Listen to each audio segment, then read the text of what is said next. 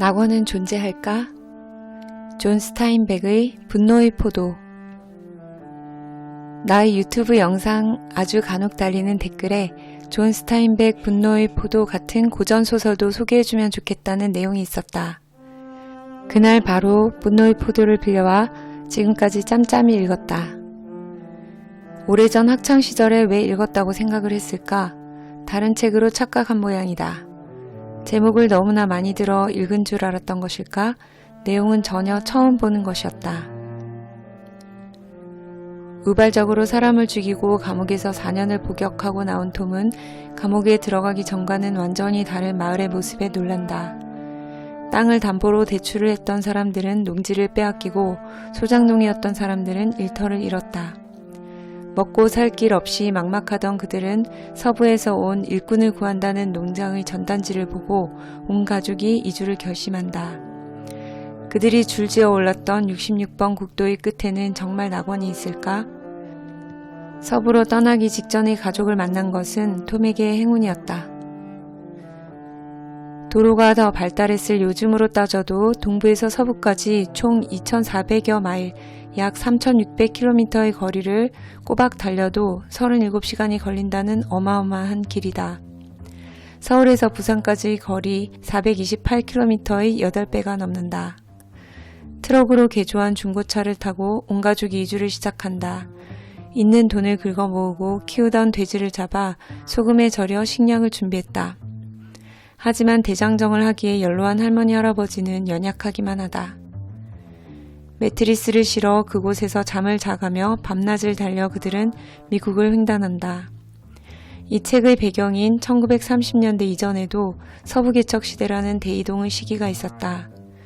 1607년부터 시작된 개척 이후 1850에서 1890년대 서부개척 중후반으로부터 1924년에 이르기까지 서부로의 이동이 있었지만 자본주의가 자리 잡은 그곳에 이후에도 많은 인구가 일자리를 찾아 자동차를 타고 이동하였음을 이 책을 통해 알게 되었다.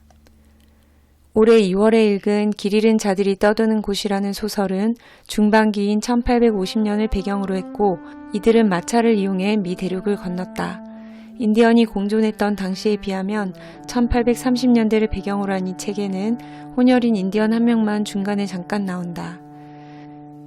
중기에 비해 자동차로 이동하니 훨씬 시간이나 위험 부담이 줄긴 했지만 핸드폰이 없던 시대에 헤어진 가족을 다시 만나는 것은 너무나 어려운 일이었다. 톰이 감옥을 나온 후 우연히 만난 짐 케이시 목사를 서부로의 대장정에 동반한다. 아직 가석방 기간이어서 주를 벗어나면 안 되지만 혼자 남을 수 없었기에 그는 가족과 함께 주 경계를 넘는다. 돈과 식량이 점점 떨어지고 죽음과 이별로 인한 상처가 깊어갈 때쯤 그들은 드디어 캘리포니아에 도착한다. 중간에 만난 캘리포니아 상황을 전해준 사람들의 부정적인 이야기에 기대감이 점점 줄긴 했지만 그들이 실제로 일하게 된 농장은 생각보다 더 심각했다. 모여드는 수많은 사람들은 임금을 낮아지게 했고 그나마도 수확이 끝난 농장에서는 더 이상 일거리가 없어 이동을 반복해야 했다.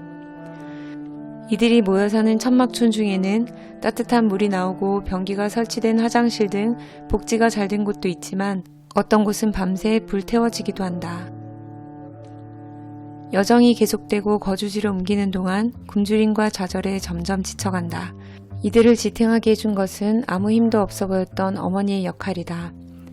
걱정하지 마, 다 잘 될 거야. 엄마의 대사는 나의 시어머니를 연상시킨다. 없는 살림에 5 남매를 신앙으로 키워내시고 지금도 새벽 기도를 빠지지 않으시는 어머님의 생활력을 머나먼 미국 100여 년 전 배경의 소설에서 만나다니 세상의 엄마들은 강한가 보다. 온갖 어려움 속에서 가족에는 인류애로 번져나가고 상황이 극단으로 치닫게 될수록 인간 내면의 숭고함이 드러난다. 책의 말미에 이르러서는 안 돼! 하는 탄식이 입 밖으로 계속 터져나왔다.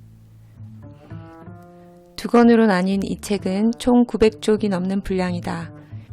읽는데 시간이 오래 걸리긴 했지만 지루하지 않아 갈수록 재미있다는 생각을 하면서 읽었다. 당시를 살아보지 않은 내가 읽어도 이해하기에 큰 어려움이 없을 정도로 묘사가 평이하고 자세했다. 그 시대에 함께 이동하고 농장에서 일하며 굶주림을 겪는 느낌이었다.